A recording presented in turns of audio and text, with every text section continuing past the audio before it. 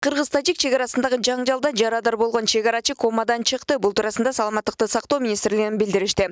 Аскер кызматкери эсине келип, ал өз алдынча тамактана баштады. Абалы орто оордукта.